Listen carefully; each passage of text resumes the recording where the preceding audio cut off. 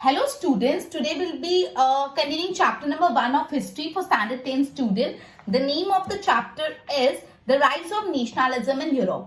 Okay तो अपन ने हमने प्रीवियस सेशन में बेसिक इंट्रोडक्शन देखा था और एक पिक्चर का पूरा एनालिसिस किया था. ये जो पिक्चर फ्रेडरिक सोरियो ने बनाई थी इन द ईयर 1848 उसका पूरा एनालिसिस किया था, राइट. ओके अब इसी चैप्टर के अपन नेक्स्ट पॉइंट पे जा रहे हैं, that is French revolution and the idea of nationalism. हम नेक्स्ट टॉपिक पे जा रहे हैं, French revolution and the idea of nationalism. ठीक है, ओके तो let's start with this chapter. तो बोला है ये जो पूरा नेशनलिज्म का कंसेप्ट है, जो फर्स्ट एक्सप्रेशन, जो पहली टाइम नेशनलिज्म एक्सप्रेस हुआ that is for the very first time nationalism की भावना कब एक्सप्रेस हुई, वो इन the year 1789 in French revolution. मतलब बोला फर्स्ट टाइम जो नेशनलिज्म की एक्सप्रेशन हुआ, नेशनलिज्म एक्सप्रेस हुआ, वो फ्रेंच रिवॉल्यूशन में हुआ था, जो 1789 में हुआ था. क्लियर. ओके अपन सबको पता है कि फ्रांस जो है उस टाइम पे एक टेरिटोरियल स्टेट था जहां पे एब्सोल्यूट मोनार्की थी. मतलब जो फ्रांस है इन द ईयर 1789 तक पूरा टेरिटोरियल स्टेट था और पूरी मोनार्की थी. मतलब राजा महाराजा रूल करते थे, डेमोक्रेसी वैसा कुछ कंसेप्ट नहीं था. राजा महाराजा सालों से रूल करते आ रहे थे, उनके बच्चे पूरा रूलर्स के हाथ में रूल, और जो सिटीजन है एकदम बेबस, वो कुछ कर भी नहीं पाते. ठीक है, ऑपरेसिव सिस्टम ऑफ गवर्नेंस था, जो ऑपरेस करते थे अपने सिटीजन्स को. ठीक है, तो बोले 1748 तक जो फ्रांस में फुल फ्लेज मोनार्की चलती थी. क्या चलता था? Full fledge monarchy. अब फ्रेंच रिवॉल्यूशन के टाइम जो पॉलिटिकल और कॉन्स्टिट्यूशनल चेंजेस हुए, फ्रेंच रिवॉल्यूशन जब हुआ इन द ईयर 1789 तब बहुत सारे पॉलिटिकल चेंजेस भी हुए और कॉन्स्टिट्यूशनल चेंजेस भी हुए. उसने पूरा जो सोवरेनिटी थी, मतलब जो पूरा पॉलिटिकल पावर था, वो मोनार्की से ट्रांसफर हो गया बॉडी ऑफ फ्रेंच सिटीजन. मतलब कुछ फ्रेंच सिटीजन का बॉडी था, ऑर्गेनाइजेशन था, सारे पावर मोनार्की से कहां पे ट्रांसफर हो गए? वो फ्रेंच सिटीजन्स के हाथों में. कुछ बॉडी ऑफ फ्रेंच सिटीजन मतलब पीपल, जनरल पीपल. ठीक है, मतलब यहाँ पे बोला है पहले 1748 जब तक फ्रेंच रिवॉल्यूशन नहीं हुआ था तब तक फ्रांस में फुल फ्लेज मोनार्की सिस्टम चलता था. लेकिन जब फ्रेंच रिवॉल्यूशन हुआ तो सारे सोवरेनिटी का ट्रांसफर हो गया. सोवरेनिटी मतलब जो पॉलिटिकल पावर्स है वो मोनार्की से किधर चले गए? Hand of the citizen, body of French citizen. Body of French citizen मतलब जनरल पीपल के हाथों में चले गए. ये जो रिवॉल्यूशन था, फ्रेंच रिवॉल्यूशन, वो यही प्रोक्लेम करता था, यही क्लेम करता था, बताता था that it was people who would henceforth मतलब अब से constitute the nation and shape is destiny. मतलब फ्रेंच रिवॉल्यूशन का पूरा कंसेप्ट ही ये था, वो स्टार्ट ही इस कंसेप्ट हुआ था कि अब बहुत हो गया राजा महाराजा का रूल, अब पीपल, जो फ्रांस के पीपल है, वो नेशन को बनाएंगे और उसकी डेस्टिनी को शेप देंगे. तो ये था फर्स्ट पैराग्राफ, वापस समझा रही, ध्यान देना. सबसे फर्स्ट टाइम नेशनलिज्म का एक्सप्रेशन जो हुआ था वो हुआ था फ्रेंच रिवॉल्यूशन में, जो हुआ था इन द ईयर 1789. अब अपन को पता है कि 1789 तक फ्रेंच रिवॉल्यूशन एक टेरिटोरियल स्टेट था जहां पे absolute that is full fledge monarchy चलती थी, राजा महाराजाओं का रूल चलता था. लेकिन जब फ्रेंच रिवॉल्यूशन हुआ तब बहुत सारे पॉलिटिकल और कॉन्स्टिट्यूशनल चेंजेस आए, जिससे पूरा जो सोवरेनिटी मतलब जो पॉलिटिकल पावर, मतलब जो पूरा पॉलिटिकल पावर है, जो सोवरेनिटी है, वो मोनार्की से ट्रांसफर हो गए बॉडी ऑफ फ्रेंच इंडिविजुअल पे, फ्रेंच सिटीजन पे पूरे के पूरे पावर्स ट्रांसफर हो गए. ठीक है, और ये रिवॉल्यूशनरीज जो थी, और ये पूरा रिवॉल्यूशन अल्टीमेटली जो फ्रेंच रिवॉल्यूशन था वो यही प्रोक्लेम करता था, यही बताता था कि अब से आगे जो भी नेशन को कॉन्स्टिट्यूट करने का और नेशन की डेस्टिनी को शेप करने का काम होगा पीपल का, मतलब कॉमन पीपल का. क्लियर.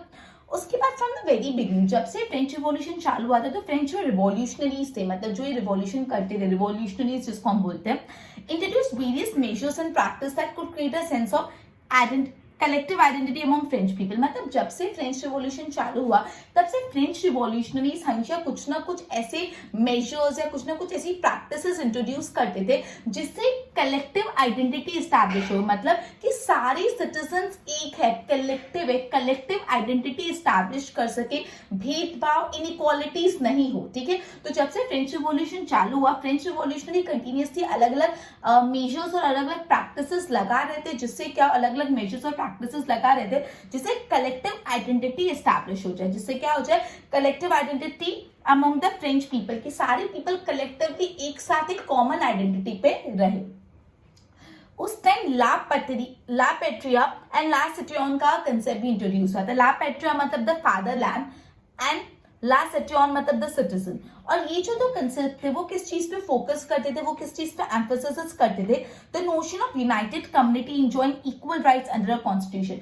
वो ये चीज पे फोकस करते थे कि यूनाइटेड कम्युनिटी, पूरी कम्युनिटी इक्वल राइट्स एंजॉय करनी चाहिए अंडर द कॉन्स्टिट्यूशन। मतलब कॉन्स्टिट्यूशन के हिसाब से जितनी भी सिटीजन है सबको इक्वल राइट्स मिलने चाहिए और हम एज अ यूनाइटेड कम्युनिटी रहनी चाहिए। मतलब ये हमेशा यही फोकस करते थे कि इनइक्वालिटीज नहीं होनी चाहिए जो एक्चुअली मोनार्की में होती थी। राजा महाराजा सारे फेवर्स उनको या उनके सगे संबंधियों को मिलते थे और जो सिटीजन्स थे वो एकदम नेग्लेक्टेड फील करते थे, डिजेक्टेड फील करते थे। ठीक है, तो ये जो तो कंसेप्ट लाए थे ला पेट्रिया और ले सिटियन, ये दोनों एम्फेसिस करता था कि एक कैसी कम्युनिटी बन पाए, यूनाइटेड कम्युनिटी। जब हम सब यूनाइटेड हो, एक साथ यूनाइटेड कम्युनिटी बन पाए और जितने भी सिटीजन है उनको इक्वल राइट्स मिले अंडर द कॉन्स्टिट्यूशन। क्लियर? जो फ्रेंच का फ्लैग भी चेंज हो गया। The tricolor was chosen to replace the formal royal standard। मतलब जो पहले मोनार्की सिस्टम वाला फ्लैग था, जो फॉर्मल मतलब क्या होता है पहले वाला, रॉयल स्टैंडर्ड वाले फ्लैग को हटा के ट्राइकलर न्यू फ्लैग भी इंट्रोड्यूस करा। ठीक है, estate generals were elected by body of active citizen and rename the national assembly. Okay, तो बेसिकली जो एस्टेट जनरल्स थे वो कौन सिलेक्ट करता था? एक्टिव सिटीजन सिलेक्ट करते थे। एस्टेट जनरल्स मतलब बेसिकली तीन एस्टेट होते, नोबिलिटी, क्लर्जी और कॉमनर्स। ये तीन एस्टेट होते हैं, उन लोग के जनरल सिलेक्ट करने होते हैं। वो जो एस्टेट जनरल सिलेक्ट करने का काम किया किसका था? सिटीजन का। जैसे इलेक्शंस होते हैं तो इलेक्शन में सिटीजन अपने रिप्रेजेंटेटिव सिलेक्ट करते हैं, उसी तरह एस्टेट जनरल भी एक्टिव सिटीजन सिलेक्ट करेंगे और नाम था उसका द नेशनल असेंबली। ठीक है, मतलब जो भी पूरा सिस्टम था वो सेंट्रलाइज एडमिनिस्ट्रेटिव सिस्टम हो गया। सेंट्रलाइज मतलब प्रॉपर्ली ऑर्गेनाइज में सेंट्रल एक सेंटर है और अलग अलग पावर्स को डिस्ट्रीब्यूट करके काम होता है। तो एक सेंट्रलाइज एडमिनिस्ट्रेटिव सिस्टम था जहाँ पे यूनिफॉर्म लॉ थे फॉर ऑल सिटीजन। यूनिफॉर्म मतलब सेम, तो जितने भी सिटीजन थे सबके लिए कैसे लॉ थे? यूनिफॉर्म लॉ थे।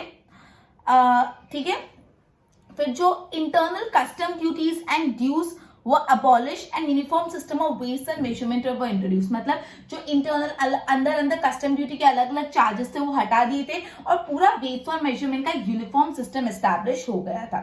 जो रीजनल डायलेक्ट है, मतलब हर रीजन में जो अलग अलग बोली, अलग अलग लैंग्वेज बोली जाती है, वो भी डिस्करेज किया, वो भी मना किया बोलने को और बोला पूरे नेशन की कॉमन लैंग्वेज होनी चाहिए, दैट इज फ्रेंच। ठीक है, जो कॉमन जो रीजनल डायलेक्ट अलग अलग भाषाओं को डिस्करेज किया और एक कॉमन लैंग्वेज लाने पे फोकस किया, दैट इज द फ्रेंच। तो सेकंड पैराग्राफ में बेसिकली बोला है कि क्या क्या उनके जो फ्रेंच रिवॉल्यूशन के आइडियाज क्या थे, वो क्या चाहते थे। अपन ने पढ़ा बट एक बेसिक अंडरस्टैंडिंग आई थिंक अपन जो डिराइव कर सकते हैं। ये रिवॉल्यूशन का कंसेप्ट यही था कि सबको इक्वल फुटिंग पे रखे, कोई भेदभाव नहीं हो, हर चीज यूनिफॉर्म होनी चाहिए, सेंट्रलाइज्ड होनी चाहिए, अच्छे से होनी चाहिए। ठीक है, तो वापस मैं सेकंड पैराग्राफ समझा रही हूँ। बोला है कि जब से फ्रेंच रिवॉल्यूशन चालू हुआ तब से जो रिवॉल्यूशनरीज वो अलग अलग मेजर्स और अलग अलग प्रैक्टिसेस इंट्रोड्यूस कर रहे थे जिससे कॉमन आइडेंटिटी बन, a sense of common identity among the French people, French people में कॉमन आइडेंटिटी एस्टैब्लिश हो। फिर अपन ने दो concept la patrie and La citoyen दी, ये दो कंसेप्ट थे। ये दो कंसेप्ट किस पे एम्फेसिस करते थे कि जो भी सिटीजन्स है उनको इक्वल राइट मिल रहा है अंडर डेमोक्रेसी और वो एक यूनाइटेड कम्युनिटी जैसे ले रहे, मतलब जितने भी सिटीजन्स हैं उनको इक्वल राइट मिल रहा है अंडर द कॉन्स्टिट्यूशन और सब एक यूनाइटेड कम्युनिटी जैसे रह रहे। ठीक है, फिर ऐसा बोला कि जो फ्रेंच फ्लैग था वो चेंज हो गया, मतलब रॉयल स्टैंडर्ड वाला जो पुराना फ्लैग था उसे न्यू ट्राइकलर फ्लैग आ गया। एस्टेट जनरल सिलेक्ट करने लगे एक्टिव सिटीजन, उनका नाम रीनेम कर दिया द नेशनल असेंबली। ठीक है, उसके बाद पूरा सेंट्रलाइज एडमिनिस्ट्रेटिव सिस्टम हो गया जहाँ पे जितने भी सिटीजन है सबके लिए कैसे लॉ होने चाहिए? यूनिफॉर्म सेम लॉ, मतलब ये इंसान को भी ये लॉ लगता है, इसको भी ये, सबको सेम लॉ, ऐसे नहीं इसको ये लॉ लगता है इसको नहीं लगता। यूनिफॉर्म मतलब सेम फॉर एवरीवन। ठीक है, ओके। उसके बाद बोला जो इंटरनल कस्टम ड्यूटीज थी वो भी अबॉलिश कर गई और वेट्स और मेजरमेंट के भी यूनिफॉर्म स्टैंडर्ड ले डाउन करे। जो रीजनल डायलेक्ट्स है उसको डिस्करेज किया और बोला फ्रेंच को as a common language use करो। Clear? Okay, now third paragraph, the revolutionary further declared that it was mission and the destiny of French nation to liberate the people of Europe from despotism, in the other word to help the people of Europe to become nation. मतलब revolutionaries ये भी बोलते थे कि सिर्फ France को ही नहीं, उनको यूरोप के दूसरे नेशंस को, यूरोप के दूसरे कंट्रीज को भी डेस्पोटिज्म से मुक्त कराना है. डेस्पोटिज्म मतलब क्या होता है कि पूरी की पूरी पावर रूलर्स जो होते हैं उनके पास है, और मोस्टली जो रूलर्स होते हैं वो ऑपरेसिव पॉलिसी यूज करते हैं और गवर्नेंस करते हैं. मतलब डेस्पोटिज्म मतलब एक रूलर होता है जिसके पास सारे पावर्स होते हैं, सिटीजन्स के हाथ में कोई भी पावर्स नहीं होते, सारे पावर्स रूलर्स के हाथ में होते हैं, और जो रूलर्स है वो ऑपरेसिव मेजर यूज करते हैं और गवर्नेंस करते हैं, जिससे सिटीजन्स को बहुत तकलीफ आती है. तो बेसिकली ये फ्रेंच रिवॉल्यूशन का कंसेप्ट ये भी था कि जितने भी यूरोप के दूसरे कंट्रीज है उनको भी डेस्पोटिज्म से मुक्त करवाना था, to help the people of Europe to become nations बने. ठीक है, क्लियर हुआ. Now fourth paragraph, when the news of the event in the France reached the different cities of Europe. अब ये जो फ्रेंच में रिवॉल्यूशंस और एक्टिविटीज हो रही थी, जब उसकी खबर दूसरे कंट्रीज, दूसरे सिटीज ऑफ यूरोप में पहुंची, तो वहां के स्टूडेंट्स जो थे और जो एजुकेटेड मिडिल क्लास पीपल थे, उन लोग ने जैकोबिन क्लब सेटअप करना चालू किया. ठीक है, अपन ने ये साइना में जैकोबिन क्लब्स पढ़ा था, राइट? याद है ना? नहीं याद है तो go through that book and let me know. ठीक है, तो ओके, तो बोले जब ये फ्रेंच रिवॉल्यूशन और जो फ्रांस में एक्टिविटीज हो रही है उसकी न्यूज अलग अलग कंट्रीज ऑफ यूरोप में पहुंची, तो जो स्टूडेंट्स थे, जो एजुकेटेड मिडिल क्लास के दूसरे मेंबर्स थे, उन सब ने क्या जैकोबिन क्लब स्टार्ट कर दिया. क्या स्टार्ट कर दिया? जैकोबिन क्लब स्टार्ट कर दिया. ठीक है, their activities and campaigns prepare the way. मतलब ये जैकोबिन क्लब की एक्टिविटीज और जैकोबिन क्लब के कैंपेन्स ने रास्ता दिया फ्रेंच आर्मी को to move to into Holland, Belgium, Switzerland and much part of the Italy 1970. मतलब 1970 में बेसिकली जो फ्रेंच आर्मी थी, फ्रेंच आर्मी हॉलैंड हो गया, बेल्जियम हो गया, स्विट्जरलैंड हो गया, और काफी इटली के हिस्से में भी पहुंच गई थी. ठीक है, मतलब फ्रेंच आर्मी यूरोप की दूसरे कंट्रीज में भी आ चुकी थी. ठीक है, ओके, तो ये अपन ने ये पढ़ा कि जैसे ही न्यूज फैली अबाउट जो फ्रांस में एक्टिविटीज हो रही है, तो जो दूसरे कंट्रीज और दूसरी सिटीज है यूरोप में, वहां पे भी जैकोबिन क्लब्स बनने लगे. ये जैकोबिन क्लब की एक्टिविटीज और कैंपेन्स के कारण जो फ्रेंच आर्मी है वो यूरोप के दूसरे कंट्रीज में आने लगी, जैसे Holland, Switzerland, some part of Italy in the year 1790. Okay, first page complete. Second page पे आ जाओ, आई मीन पेज नंबर 6 पे. अब नेपोलियन के बारे में पढ़ेंगे. आपको पता है नेपोलियन कौन थे? नेपोलियन एक मिलिट्री लीडर थे. नेपोलियन फ्रांस के मिलिट्री लीडर थे, फ्रेंच मिलिट्री लीडर, बहुत पावरफुल कमांडर थे वो. ठीक है, तो जब ये आर्मी अलग अलग जगह सेटअप हो रही थी, तो किसकी लीडरशिप में थी? अलग अलग पार्ट्स ऑफ द यूरोप में जा रहे थे, तो किसकी लीडरशिप में जा रहे थे? नेपोलियन. नेपोलियन आर्मी के चीफ थे या कमांडर थे, मतलब बोलो वो एक मिलिट्री लीडर थे. ठीक है, फ्रेंच मिलिट्री लीडर, फ्रांस की जो मिलिट्री उसके लीडर थे Napoleon. Within the wide swath of territory that came under his control, Napoleon set about introducing many reforms that he had already introduced in France. मतलब जैसे अलग अलग territory Napoleon वहां पे जाता जा, तो नेपोलियन ने उस टेरिटरी में ऐसे रिफॉर्म्स इंट्रोड्यूस किए जो उन्होंने ऑलरेडी फ्रांस में इंट्रोड्यूस करे. अलग अलग रिफॉर्म्स नेपोलियन ने दूसरे कंट्रीज में भी इंट्रोड्यूस किए जो ऑलरेडी उन्होंने फ्रांस में इंट्रोड्यूस कर चुके थे. ठीक है, Through a return to monarchy, Napoleon had no doubt destroyed the democracy in France. अब देखो, ये जो नेपोलियन थे वो ऐसे, मतलब उन लोग ने नो डाउट अच्छी रिफॉर्म्स भी लाए, अच्छी चेंजेस भी लाए, बट अगेन वापस back to democracy, back to monarchy वाला कंसेप्ट हो गया. मतलब पूरे पावर्स नेपोलियन के हाथ में कॉन्सेंट्रेट हो गए. तो मतलब नेपोलियन ने पूरी डेमोक्रेसी फ्रांस की डिस्ट्रॉय कर दी. It was like back to monarchy. मतलब राजा महाराजा नहीं थे, बट अगेन जो पूरे पावर्स थे वो मिलिट्री लीडर नेपोलियन के हाथ में थे. तो ऐसा माना जाता है कि ऐसा लोग बोलते हैं कि वापस it was back to democracy, और पूरा का पूरा जो it was back to monarchy, और जो डेमोक्रेसी था डिस्ट्रॉय हो गया था फ्रांस में. ठीक है, लेकिन हाँ उन्होंने एडमिनिस्ट्रेटिव फील्ड में काफी रिवॉल्यूशनरी प्रिंसिपल्स लाए in order to make whole system more rational and efficient. बोले कि हाँ बैक टू मोनार्की तो हो गया, but okay we can't even deny कि उन्होंने काफी एडमिनिस्ट्रेटिव चेंजेस किए. एडमिनिस्ट्रेटिव चेंजेस करने से काफी रिवॉल्यूशनरी प्रिंसिपल्स भी अडॉप्ट किए, जिससे पूरा सिस्टम वापस से रेशनल मतलब और इफेक्टिव हो गया. पूरा सिस्टम, पूरा एडमिनिस्ट्रेटिव सिस्टम एकदम रेशनल हो गया और इफेक्टिव हो गया. ठीक है, ओके. अब ना एक सिविल कोड था 1804, जिसको हम नेपोलियन कोड भी बोलते हैं. एक सिविल कोड था civil code of 1804, civil code का नाम क्या है 1804, जिसको हम नेपोलियन कोड भी बोलते हैं। इसमें क्या था, did away all the privilege based on birth, मतलब बेसिकली ये कोर्ट ने क्या करा, जो भी प्रिविलेजेस मिलती थी लोगों को on the basis of their birth वो हटा दी। प्रिविलेजेस मतलब कुछ एक्स्ट्रा बेनिफिट मिलना, कि अगर सपोज मैं एक बहुत रॉयल फैमिली में बॉर्न हुई हूँ और कोई दूसरा इतनी रॉयल फैमिली में बॉर्न हुआ है, थोड़ी लोअर फैमिली में बॉर्न हुआ है, तो मेरे को बाय बर्थ एक प्रिविलेज है कि मैं एक रॉयल फैमिली में बॉर्न हुई हूँ, तो मुझे मेरा कोई भी काम आसान हो जाएगा, because I have a privilege कि मैं एक रॉयल फैमिली से हूँ, बिकॉज मेरा बर्थ एक रॉयल फैमिली में हो। तो ये जो प्रिविलेजेस होते हैं जो बर्थ से ही मिल जाते हैं, जस्ट बिकॉज आप एक ऐसी फैमिली में बॉर्न हुए हो जिसका स्टेटस ज्यादा है, तो आपको इससे कोई फायदा नहीं मिलने वाला। तो ये जो भी प्रिविलेजेस थे जो बाय बर्थ लोगों को मिलते थे वो टेक अवे कर दिए सिविल कोड में, क्लियर, मतलब हटा दिए गए। एस्टैब्लिश इक्वालिटी बिफोर लॉ, और उन्होंने क्या किया, ये कोड ने लॉ के सामने सब इक्वल है ये कंसेप्ट इंट्रोड्यूस किया। Establish equality before law, law के सामने कोई बड़ा कोई छोटा, कोई अमीर गरीब, कोई गोरा काला नहीं, everyone is equal before law. And secure the right to property, right to property भी सिक्योर कर दिया, ठीक है। तो बेसिकली सिविल कोड के बारे में याद रखना, सिविल कोड ऑफ 1804 जिसको हम नेपोलियन कोड भी बोलते हैं, ठीक है। तो ये दोनों एक ही है, सिविल कोड ऑफ 1804 या तो नेपोलियन कोड, ये दोनों सेम है। ये नेपोलियन कोड ने 3 चीजें की थी, क्या चीजें की थी, it took away the privileges given by birth, जो बाय बर्थ ही प्रिविलेजेस एक्स्ट्रा एडेड एडवांटेज मिलता है वो हटा दिया। And establish equality before law, बोला कि लॉ के सामने सब इक्वल है, and also secure the right to property, clear, okay. अब डच रिपब्लिक में, स्विट्जरलैंड, इटली में, जर्मनी में नेपोलियन ने एडमिनिस्ट्रेटिव सिस्टम को सिंप्लीफाई करा, फेडरल सिस्टम अबॉलिश किया, एंड फार्मर को फ्री किया from सर्वडम and manorial dues.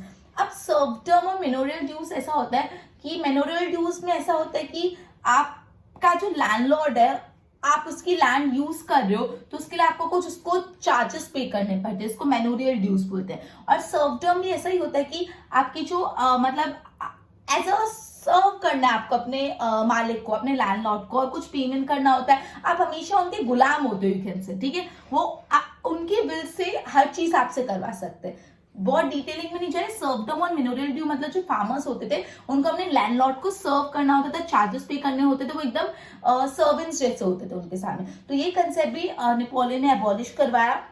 In the town 2 guild restrictions were remove, town ने guild restriction remove, guild restriction मतलब जो बिजनेसमैन होता है उनको बिजनेस करने में जो रिस्ट्रिक्शंस लगाते हैं उनको गिल्ड रेस्ट्रिक्शन बोलते हैं, वो भी रिमूव कर दें। बिजनेसमैन भी इजीली बिजनेस कर सकते हैं, मर्चेंट्स, बिजनेसमैन या मर्चेंट्स इजीली परचेज सेल कर सकते हैं, फार्मर्स को भी इश्यू नहीं, बिकॉज ये जो सर्वडम और मेनोरियल ड्यूज भी हटा दिए गए। ट्रांसपोर्टेशन और कम्युनिकेशन भी उन्होंने बहुत अच्छा कर दिया था। Peasant artisan workers and new businessman enjoyed a new found freedom, मतलब जो पीजन्स थे, जो आर्टिशन थे और जो बिजनेसमैन थे उनको ये नया फ्रीडम बहुत अच्छा लग रहा था, बिकॉज उनके सारे जो रिस्ट्रिक्शन थे, गिल्ड रेस्ट्रिक्शन, सर्वडम, मेनोरियल ड्यूज सब हट गए थे, तो वो ये न्यू फाउंड फ्रीडम को बहुत ज्यादा इंजॉय कर रहे थे, ठीक है। Businessman and small scale producer of goods in particular begin to realise, मतलब जो बिजनेसमैन थे और जो प्रोड्यूसर थे जो स्मॉल स्केल क्वांटिटी में प्रोड्यूस कर रहे थे, उनको ये बात रियलाइज हुई दैट यूनिफॉर्म लॉ, अगर लॉ यूनिफॉर्म हुआ और स्टैंडर्ड्स, वेट्स एंड मेजरमेंट हुआ, कॉमन करेंसी हुआ, इन सब से movement of exchange and goods and capital from one region to another reason easy हो जाता है। मतलब जो बिजनेसमैन थे और जो स्मॉल प्रोड्यूसर्स थे उनको ये बात रियलाइज हुई कि जब यूनिफॉर्म लॉस होते हैं, कॉमन करेंसी होता है, कॉमन वेट्स एंड मेजरमेंट होता है, तो एक रीजन से दूसरी रीजन में गुड्स का मूवमेंट और कैपिटल का मूवमेंट भी बहुत ज्यादा इजी हो जाता है, क्लियर, ओके। लेकिन कुछ कुछ एरिया जो कॉन्कर की, हैवन सब एरिया कॉन्कर, जो लोकल पीपल थे वहां के, उनका रिएक्शन मिक्स्ड रिएक्शन था। मतलब बेसिकली जो फ्रेंच ने अलग अलग एरिया कैप्चर किए, उनमें जो लोकल पीपल रहते थे उनका रिएक्शन थोड़ा मिक्स्ड रिएक्शन था। इनिशियली होलैंड में, स्विट्जरलैंड में, cities like Brussels, Mainz, Milan, Warsaw, the French army में welcome as harbingers of liberty. French army को बहुत अच्छे से वेलकम किया कि ये हमको लिबर्टी की तरफ ले जाएंगे, हमको लिबर्टी की तरफ डायरेक्ट करेंगे, हमको फ्रीडम दिलाएंगे, हमको ये रूल से आजादी दिलाएंगे। एक वेल विशर्स है हमारे, वो बहुत हैप्पी थे उनके आने से। पर धीरे धीरे ये जो इनिशियल एंथुजियाज्म, एनर्जी थी, वो हॉस्टिलिटी में टर्न हो गया। हॉस्टिलिटी मतलब कि उनको वो फ्रेंच आर्मी की बिहेवियर, फ्रेंच आर्मी की पॉलिसीज भी अच्छी नहीं लगने लगी। समझ आया? मतलब जो टैक्सेशन इंक्रीज हुआ, सेंसरशिप आ गया। सेंसरशिप मतलब आपको पता है कि गवर्नमेंट कंट्रोल करती है कि प्रेस में क्या पब्लिश होगा, मतलब मीडिया गवर्नमेंट की परमिशन से ही कुछ भी चीज पब्लिश कर सकती है, वरना नहीं कर सकती। Forced conscription to the French army required to conquer rest of Europe all seem to overweight the advantage of administrative changes। मतलब ये सारी वजह से जो नेपोलियन ने एडमिनिस्ट्रेटिव चेंजेस लाए वो ओवरशैडो हो गया और ये जो बुरी बात है वो ज्यादा हाईलाइट हुई। क्लियर? ओके, अब फिगर 4 और फिगर 5 में क्या बताया हूं मैं समझाती हूँ। उससे पहले ना मैं एक पूरा ब्रीफिंग दे देती हूँ अभी अपने जो किया। अब एक्चुअली आप इसको स्टोरी जैसे पढ़ोगे ना तो it will be more easy for you rather than अगर आप इसको एकदम पैराबॉइज पढ़ोगे। तो चाहो ना तो आप इसको पॉइंट्स में डिवाइड कर सकते हो, जिससे आपको 1 मार्क के लिए भी आसानी होगी लर्न करने में और ऐसा लॉन्ग आंसर भी आसानी होगी। मैंने भी यही किया है। देखो एज यू कैन सी मैंने पूरे चैप्टर को पूरे टॉपिक को अलग अलग पॉइंट्स में डिवाइड कर लिया। अलग अलग पॉइंट्स में अगर आप डिवाइड करोगे तो it would be much easier for you. Clear? और मैंने ये पॉइंट बोर्ड पे भी लिखे हैं, मैं बोर्ड से भी एक बार गो थ्रू कराऊंगी। पहले मैं पूरे पॉइंट्स जो अभी तक अपने पढ़े उसको एक लाइट उस पर थ्रो कर देती हूँ, जिससे आपको मेमोराइजेशन में थोड़ी आसानी हो। ठीक है, तो चलो ध्यान देना यहाँ पे, थोड़ा फटाफट जाऊंगी बिकॉज रिकैप है। तो अपना टॉपिक है the French revolution and the idea of nation. तो बोला है कि नेशनलिज्म का फर्स्ट एक्सप्रेशन फ्रेंच रिवॉल्यूशन के टाइम हुआ। फ्रेंच रिवॉल्यूशन का वन द ईयर 1789। अब तक आपको ये बात लर्न हो ही जानी चाहिए कि 1789 में फ्रेंच रिवॉल्यूशन हुआ। जब आप बुक लेके लर्न करने बैठो तो you don't have to learn French revolution 1789 because इतनी बार जब मैं बोल रही हूँ तो आपका माइंड वैसे वर्क होना चाहिए कि आपको लर्न हो जाए, और ये तभी होगा जब आप अटेंटिव रहोगे। अगर इधर उधर देख के वीडियो सुन रहे हो तो वो चीज नहीं possible. So whenever you watch my video do listen to me carefully, prepare notes, be in area जहाँ पे बहुत सारे लोग ओवरक्राउडेड प्लेस में या बहुत सारे लोग आपको डिस्टर्ब नहीं कर रहे हो, अकेले बैठ के पढ़ो। क्लियर? तो फ्रेंच रिवॉल्यूशन जब आया इन द ईयर 1789 तब नेशनलिज्म का फर्स्ट एक्सप्रेशन हुआ। अब ना जब तक फ्रेंच रिवॉल्यूशन नहीं हुआ था तब तक जो फ्रांस था एकदम टेरिटोरियल एरिया था, फुल फ्लैश मोनार्की, राजा महाराजा का रूल। लेकिन फ्रेंच रिवॉल्यूशन के आने से बहुत सारे पॉलिटिकल और कॉन्स्टिट्यूशनल चेंजेस आए और जो पूरा सोवरेनिटी थी, मतलब जो पूरा पॉलिटिकल पावर था वो मोनार्की से ट्रांसफर हो गया to the body of the citizen, body of French citizen. और ये पूरा रिवॉल्यूशन यही चीज प्रोक्लेम करता था कि it was the people who would henceforth constitute the nation and shape its destiny. की मतलब जो पीपल है वही हम नेशन को कॉन्स्टिट्यूट करेंगे और उसकी डेस्टिनी को शेप करेंगे। मतलब अब हम लोग जो कॉमन पीपल फ्रेंच सिटीजन है वही हम नेशन को डेवलप करेंगे। ये याद रखना, जब मैं आपको एक्सप्लेन भी कर रही हूँ ना तो मैं लैंग्वेज टेक्स्ट बुक की यूज कर रही हूँ, तो आप ये ध्यान रखना मेरी लैंग्वेज पे भी फोकस करो बिकॉज मैं टेक्स्ट बुक वाली लैंग्वेज ही यूज कर रही हूँ। क्लियर? जिससे आपको ज्यादा इजीली लर्न हो। ओके, सेकंड पैराग्राफ पे आ जाते हैं। तो बोला है फ्रॉम द वेरी बिगनिंग, जब से फ्रेंच रिवॉल्यूशन चालू हुआ तब से जो रिवॉल्यूशनरीज थे उन्होंने ऐसे मेजर्स और ऐसे प्रैक्टिसेस इंट्रोड्यूस करे कि एक सेंस ऑफ कलेक्टिव आइडेंटिटी आ जाए among the people. French people में हम सब एक है, कलेक्टिव है, साथ में सब काम करेंगे, वैसी आइडेंटिटी आ जाए। ठीक है, फिर ला पेट्री और ला सिटियन का कंसेप्ट किस चीज पे फोकस करता था कि हम एक यूनाइटेड कम्युनिटी है और जितने भी सिटीजन है उनको इक्वल राइट मिलने चाहिए अंडर द कॉन्स्टिट्यूशन। जो रॉयल स्टैंडर्ड फ्लैग था मोनार्की का उसको हटा के न्यू फ्लैग आ गया, न्यू फ्रेंच फ्लैग आ गया जो ट्राई कलर फ्लैग था। स्टेट जनरल्स को कौन इलेक्ट करता था? एक्टिव सिटीजन, उनका नाम क्या रख दिया? The national assembly. मतलब पूरा एडमिनिस्ट्रेटिव सिस्टम सेंट्रलाइज्ड हो गया और जो भी सिटीजन है सबके लिए कैसे लॉ हो गए? यूनिफॉर्म लॉ, मतलब सारे सिटीजन के लिए सेम लॉ हो गए। इंटरनल कस्टम ड्यूटीज ये सब अबॉलिश हो गया और न्यू सिस्टम्स ऑफ वेट्स और मेजरमेंट इंट्रोड्यूस हुआ। ठीक है, जो रीजनल डायलेक्ट जो हर रीजन में अलग अलग बोली जाती है उसको डिस्करेज करके फ्रेंच को as a common language accept करने लगे लोग। ठीक है, ये रिवॉल्यूशनरीज जो थे फर्दर ये भी चाहते थे कि सिर्फ फ्रांस ही नहीं, जो यूरोप की दूसरी कंट्री उसको भी डेस्पोटिज्म से मुक्त करे। डेस्पोटिज्म मैंने आपको बताया जहाँ पे रूलर का रूल होता है और सारी पावर्स रूलर के पास होता है, वो रूलर यूजुअली बहुत ऑप्रेसिव होते हैं। Clear?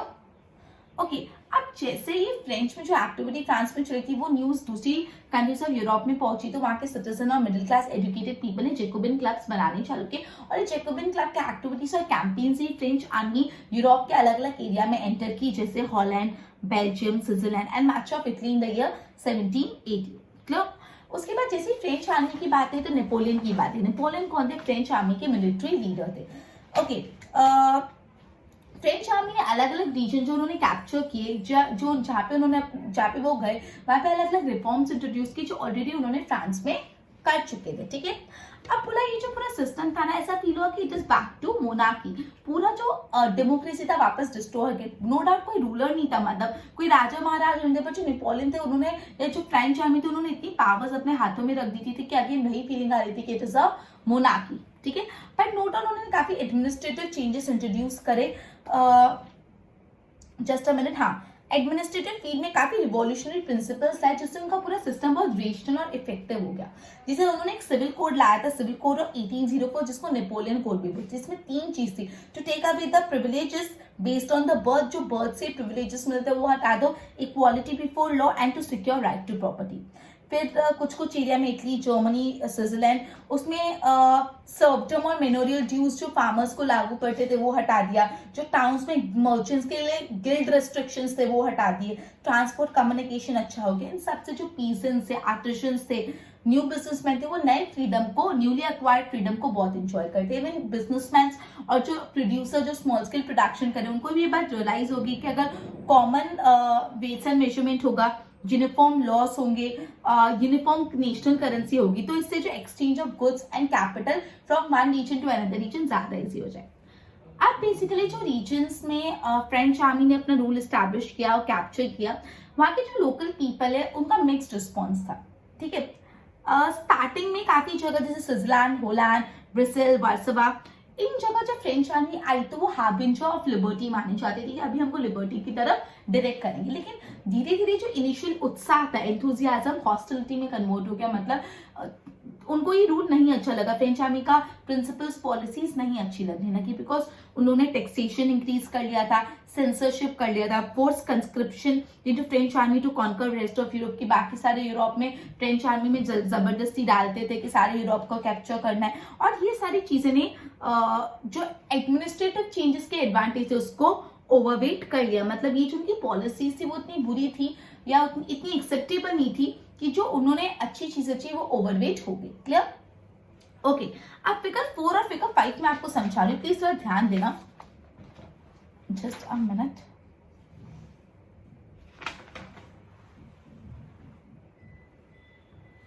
Okay, the planting, figure 4 समझा रही, the planting of tree of liberty in the Zirgan, Germany.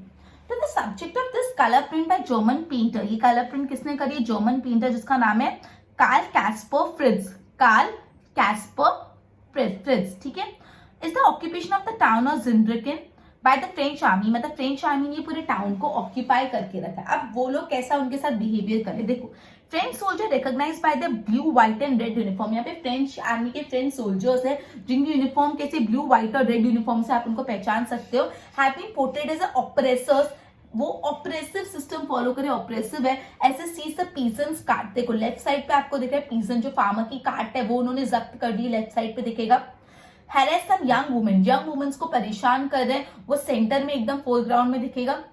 Force a peasant to down to the knees, और पीसन्स को बोले थे कि अपनी नीज पे आ जाओ, झुको हमारे सामने।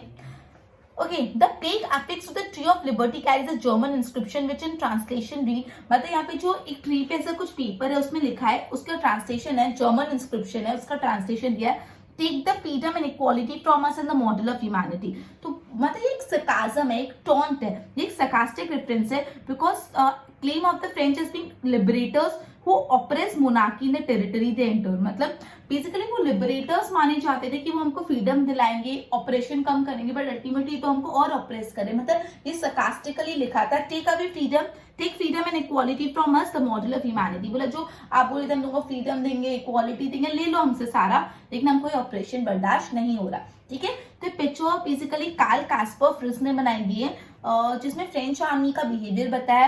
लेफ्ट साइड पे देख रहे हैं वो पीसन्स, ये जो फ्रेंच आर्मी रेड ब्लू और व्हाइट यूनिफॉर्म से रिकॉग्नाइज है। लेफ्ट साइड पे हम देख रहे हैं कि वो पीसन्स की कार्ट कैप सीज कर रहे हैं। मिडिल में आपको दिख रहा होगा फोरग्राउंड में कि कुछ वुमेन्स को, यंग गर्ल्स को हेरेस करे, फार्मर्स को फोर्स करे नील डाउन होने के लिए। और एक जर्मन इंस्क्रिप्शन, जर्मन इंस्क्रिप्शन भी थी जिसमें जो ट्रांसलेट करके लिखे take freedom and equality from us the model of humanity, मतलब फ्रीडम ले लो, इक्वालिटी ले जो मॉडल ऑफ ह्यूमैनिटी सब ले लो हमसे, पर इतना ऑपरेशन बर्दाश्त नहीं हो रहा बिकॉज ये क्या sarcastic कमेंट है। क्लियर। अब फिगर 5 देखो, the courier of Greenland loses all that he has on his way home from Lippens। Napoleon, ये अब यहाँ पे ये जो पर्सन दिखा है वो नेपोलियन है। Napoleon here is represented as a postman on his way back to France after he lost the battle of Leipzig in the year 1813। मतलब जो अब एक्चुअली पूरा नेपोलियन का रूल एंड कब हुआ, जब उन्होंने बैटल ऑफ लिप्सिंग वो हार गए इन द ईयर 1813।